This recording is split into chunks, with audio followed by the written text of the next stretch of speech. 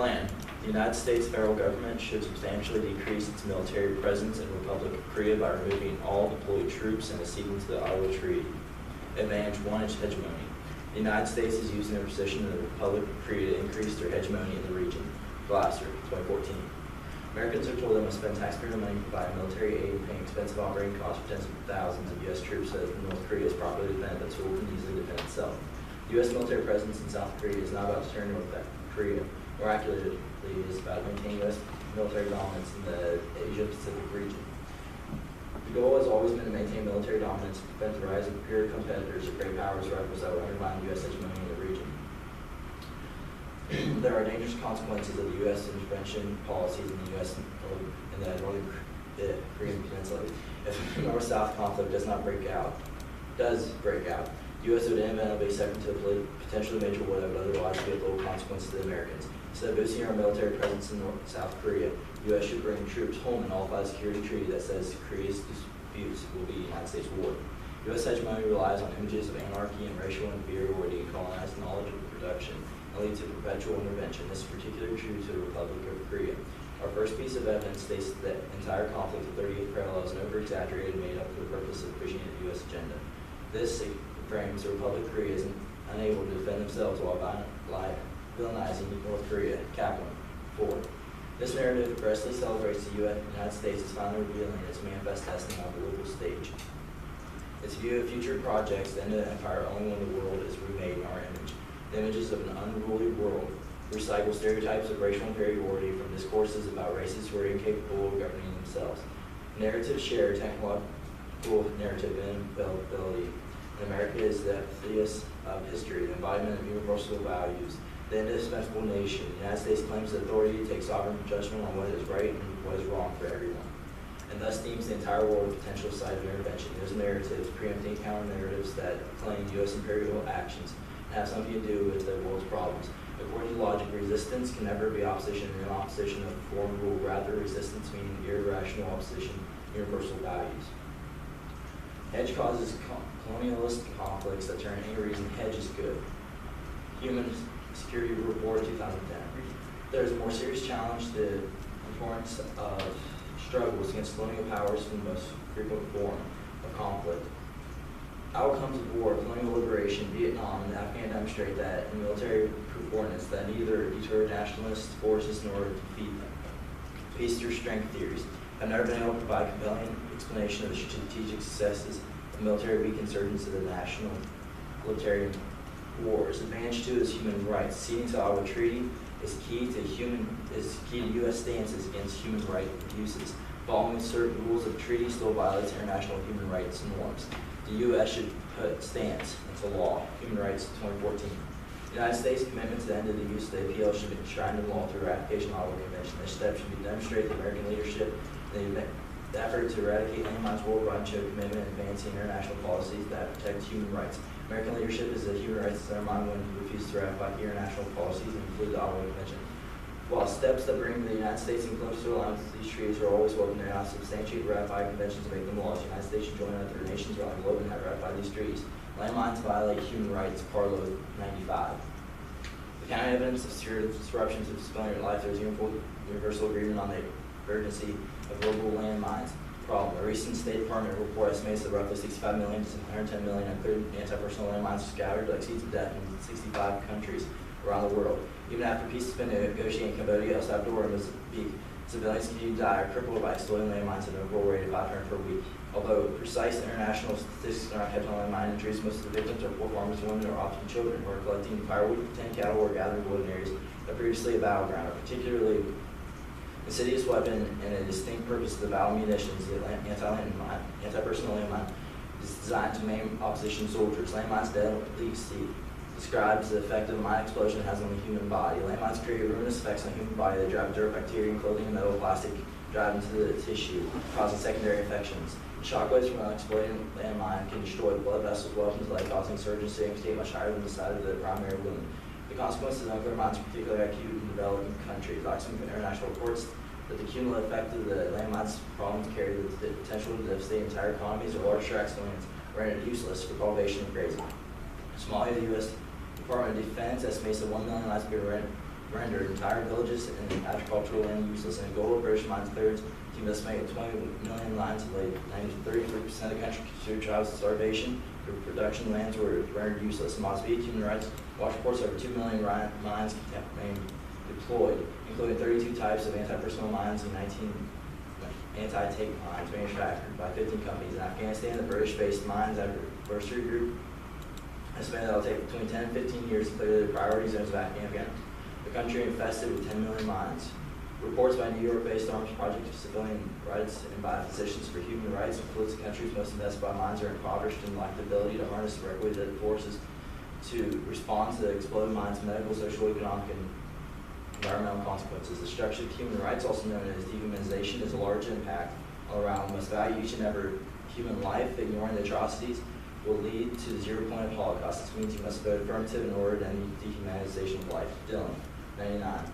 Otherness is born into the right of being a full part of itself, and persuaded must always remain an inherent stranger to itself. It derives from the lack, absence, or ineradicable incompleteness, which comes from having no security or tenor within over which is self is particular hegemonical manifestation. Namely, which this point about the human trait, the absence is precisely what it not sovereignly self-possessed and complete overjoined. Undisputed tenor in and of itself. Once rendered incalculable, however, units of accounts are necessarily submissible, but only not only to the evaluation but also to devaluation. Devaluation logistically.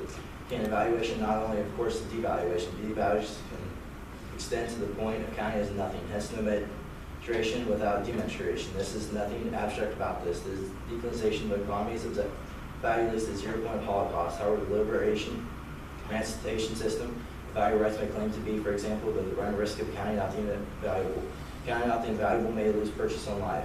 Forthwith, with the necessity of championing the value, the invaluable itself. We must never forget we are dealing always with whatever exceeds measure. We now the necessity of prison itself. Another justice answers, as which plus the duty to answer the claim of the justice over the right, the duty with the event of another justice integral to the lack of constitutivity to the human way of being. Sovereignty. Withdrawing troops is the key part of reducing military presence in the ROK. This will increase stability and allow the ROK to be more autonomous. Foreign policy and focus. 13. It is time to start withdrawing the American military from Korean soil. Such a move would save billions of dollars annually. It would shift the impingement to negotiating solutions for long-range disputes spoiling to the shoulders of the key players of the region. It would allow the United States to free itself from the burden of South Korea's protector and become an even more even-handed partner for peace. Withdrawing its forces and handling over operational control of ROK military, South Korea must be part of any American strategy. Assuming control of its military would enforce the South to confront difficult choices regarding its security, making a strategy of economic engagement more effective. By allowing South Korea to assume control over its security, such as coordination problems will be eliminated. The United States needs to step away from the use of landmines. Having them in our arsenal is on perpetual American exceptionalism and violence. Rise or 12. Not only are APL mines one of the most insidious weapons ever developed, the fact that the United States arsenal has the weapons hurt the national security. The United States alienated its allies over a weapon not effective, a strategic weapon, and not only in one country. Maintaining a stockpile of these weapons has lost the United States a certain amount of morals, prestige, and credibility as a principal nation. As John McCain has regarded torture, it's not about who they are, it's about who we are. It should not be about the enemy using landmines in Iraq and Afghanistan, but rather as the people who standards the United States maintains.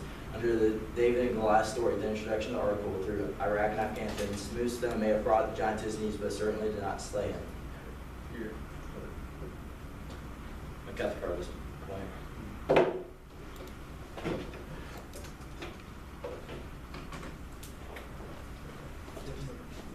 Go ahead.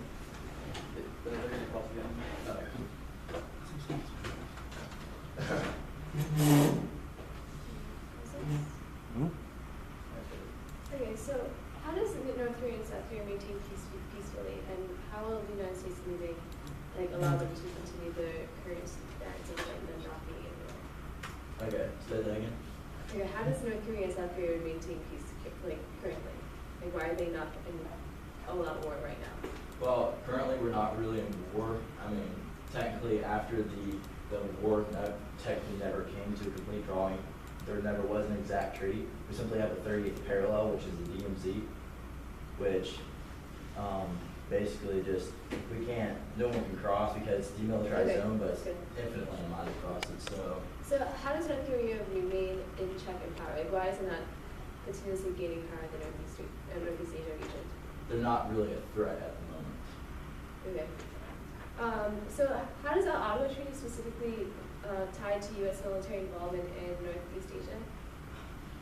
Because the Ottawa Treaty, which is supposed to be, there was 133 people signed it. Although of the 133, the United States was not one of them, which means we're allowed to use landmines, but landmines are inhumane. Okay, but what about specifically in Northeast Asia? Well, that's exactly where the landmines are, is in the 38th parallel. That's where all the landmines are, so that's why it would be Okay. part of this. Is this treaty specific though to the region of Northeast Asia or any of the regions in the resolution? It's the world. It is the world. Yes. So how does this one military action of the United States here lead to us acknowledging the Ottawa Treaty? If it's really a global treaty? I see. Okay, I see what you mean. Because if we accede to the treaty and removing landmines from not only the 38th parallel, we would also have to remove them from across the world, which then, as a result, would make the entire world safer. So you're saying that this specific action isn't what's going to cause us to have this roll effect? It's So this is a worldwide treaty. Yes, it essentially is. That's what the Ottawa Treaty was as of 1957. Okay, going back to your argument about how you have to drop because of hegemony. So can you just summarize that quickly? Why is hegemony in the Northeast Asia? Hegemony and the region is one second, let me get to the point where you're talking about.